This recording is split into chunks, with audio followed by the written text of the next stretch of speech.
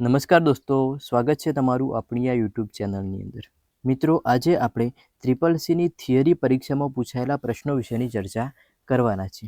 તો આ વિડીયો ત્રીજા નંબરનો છે. આગળના 2 વિડીયો તમે ના જોયા હોય તો તેની લિંક હું તમને ડિસ્ક્રિપ્શનની અંદર આપી દઈશ, તો ત્યાંથી તમે તે વિડીયો જોઈ શકશો. તો પહેલા નંબરના પ્રશ્નની વાત કરીએ તો MS વર્ડમાં વધુમાં વધુ કેટલું ઝૂમ કરી શકાય? તો 500% ઝૂમ કરી શકાય. પ્રશ્ન નંબર 2, ASCII કોડમાં કુલ કેટલા કોડ ફિક્સ કરેલ છે? તો 256. પ્રશ્ન નંબર 3, ફાઇલની સાઇઝ કોમ્પ્યુટરમાં ખાલી જગ્યામાં માપવામાં આવે છે? તો સાચો જવાબ આવશે બાઇટ. પ્રશ્ન નંબર 4, તસવીરોને ડિજિટલ સ્વરૂપમાં રૂપાંતર કરવા માટે કયા સાધનનો ઉપયોગ કરવામાં આવે છે? તો સ્કેનરનો. આપણો કોઈ પણ પ્રકારનો ફોટો હોય અથવા તો તસવીર હોય એને આપણા સ્કેનર દ્વારા સ્કેન કરી અને એને ડિજિટલ સ્વરૂપમાં ફેરવી શકતા હોઈએ છીએ. પ્રશ્ન નંબર 5, નીચેનામાંથી કયું આઉટપુટ ડિવાઇસ નથી? પ્રિન્ટર, પ્લોટર અને સ્પીકર. આ ત્રણ આઉટપુટ ડિવાઇસ કહેવાય. આઉટપુટ એટલે કોમ્પ્યુટરની અંદરનો ડેટા બહાર કાઢવાનું કામ કરે. અને આપણને જે છેલ્લો ઓપ્શન આપ્યો ટ્રેકબોલ, એ આઉટપુટ ડિવાઇસ નથી, એટલે આપણો સાચો જવાબ થશે ટ્રેકબોલ. પ્રશ્ન નંબર 6, બહોળા પ્રમાણમાં વપરાતું કોમ્પ્યુટરનું ઇનપુટ ડિવાઇસ કયું છે? ઇનપુટ એટલે કોમ્પ્યુટરની અંદર ડેટા જે એડ કરતા હોય તે બહોળા પ્રમાણમાં. તો સૌથી વધારે પ્રમાણમાં વપરાતું હોય કીબોર્ડ, તો આપણો સાચો જવાબ આવશે કીબોર્ડ. પ્રશ્ન નંબર 7, નીચેનામાંથી કયું એક્સટેન્શન એપ્લિકેશન પ્રોગ્રામમાં ફાઇલનું નેમનું છે? તો એપ્લિકેશન આપણી કોઈ પણ પ્રકારની હોય તો .exe પ્રકારની જોવા મળે છે આપણને. પ્રશ્ન નંબર 8, નીચેનામાંથી કયું પાસવર્ડ માટેનું સાચું નથી? તો સાચો જવાબ થશે પાસવર્ડ ઝડપથી અને સહેલાઈથી ટાઈપ થઈ શકે તેવો હોવો જોઈએ. તો તેવો હોવો જોઈએ નહીં. ઝડપી અને સરળતાથી ટાઈપ થઈ શકે તે ઝડપથી ક્રેક પણ થઈ શકતો હોય છે, એટલા માટે એ પ્રકારનો પાસવર્ડ હોવો જોઈએ નહીં. પ્રશ્ન નંબર 9, કોમ્પ્યુટર પ્રોગ્રામમાં આવતી એરરને શું કહેવાય છે? જે પણ કોમ્પ્યુટરની અંદર એરર આવતી હોય એને બગ કહેવાય. પ્રશ્ન નંબર 10, ફાયરવોલ કોની સામે રક્ષણ મેળવવા વપરાય છે? તો વાયરસ સામે. પ્રશ્ન નંબર 11, નીચેનામાંથી બેકઅપ કોને કહેવાય? તો સાચો જવાબ આવશે સુરક્ષા માટેની ફાઇલની 2 કે વધુ કોપીઓ રાખવી તેને બેકઅપ કહેવાય. પ્રશ્ન નંબર 12, કોમ્પ્યુટર ફરીથી ચાલુ કરવા માટે નીચેનામાંથી કઈ સંયોજક કી વપરાય છે? એટલે કે કોમ્પ્યુટરને રિસ્ટાર્ટ કરવું હોય તો Ctrl+Alt+Delete. આ 3 કી સાથે દબાવવાથી કોમ્પ્યુટર રિસ્ટાર્ટ થાય છે. પ્રશ્ન નંબર 13, ચાલુ કોમ્પ્યુટરને રિસ્ટાર્ટ કરવાની ક્રિયાને શું કહેવાય? તો સાચો જવાબ આવશે રિબૂટિંગ. પ્રશ્ન નંબર 14, CD-ROMમાં ડેટા શેના દ્વારા સંગ્રહ થાય છે? તો એની અંદર સાચો જવાબ આવશે CD રાઇટર. પ્રશ્ન નંબર 15, કમ્પ્યુટરમાં ફાઇન્ડ માટે MS વર્ડમાં કઈ શોર્ટકટ કી છે?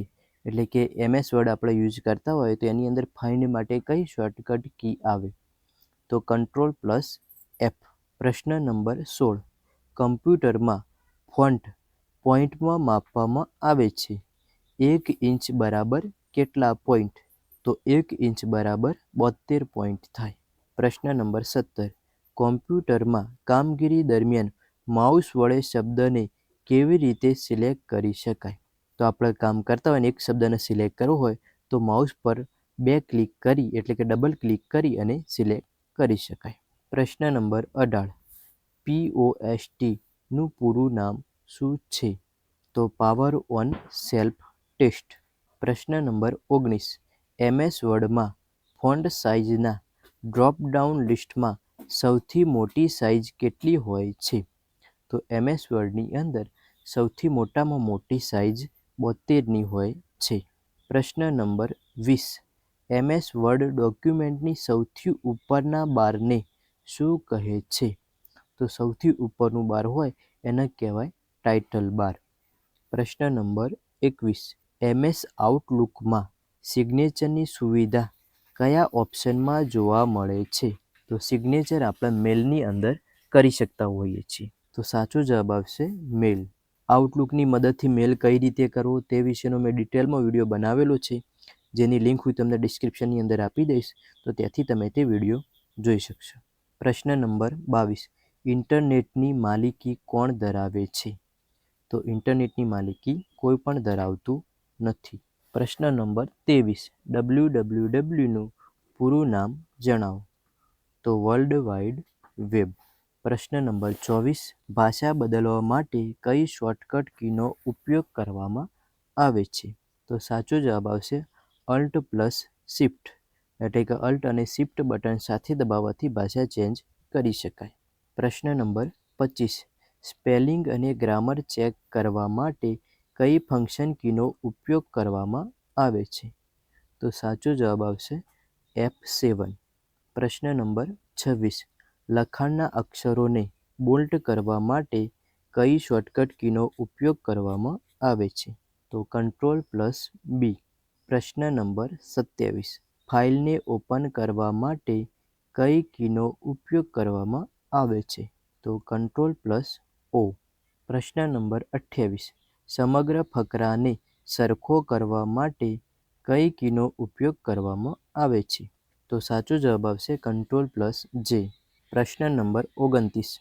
ફાઇલને સેવ કરવા માટે કઈ કીનો ઉપયોગ કરવામાં આવે છે? તો Ctrl+S. પ્રશ્ન નંબર 30. યુએસબીનું પૂરું નામ જણાવો.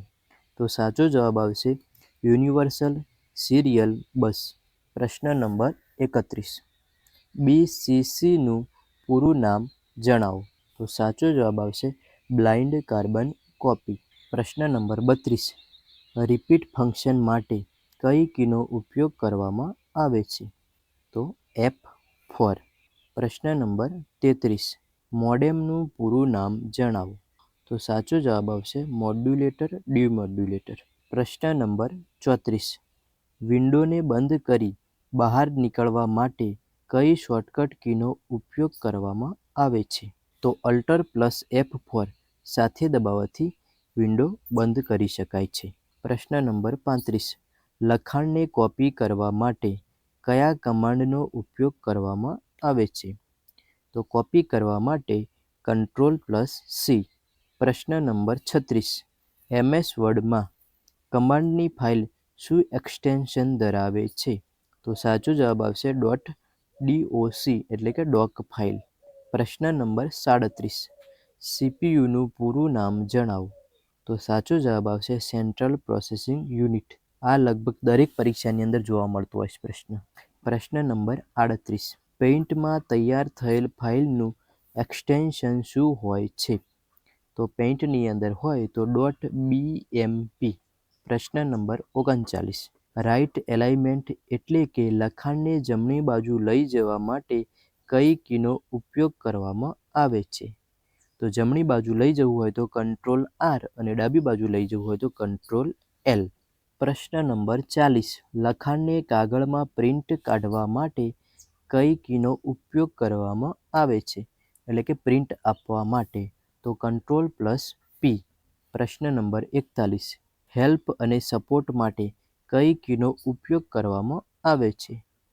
તો હેલ્પ અને સપોર્ટ માટે F1 કીનો ઉપયોગ કરવામાં આવે છે. પ્રશ્ન નંબર 42.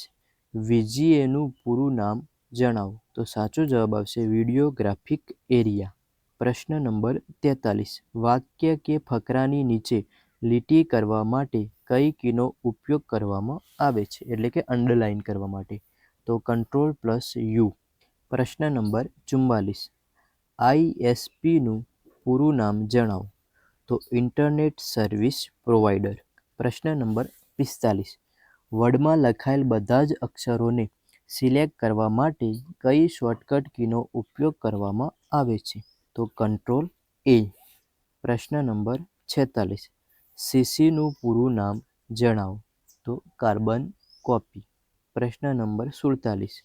ફોન્ટ બદલવા માટે અથવા ફોન્ટની પ્રોપર્ટી બદલવા કઈ કીનો ઉપયોગ કરવામાં આવે છે?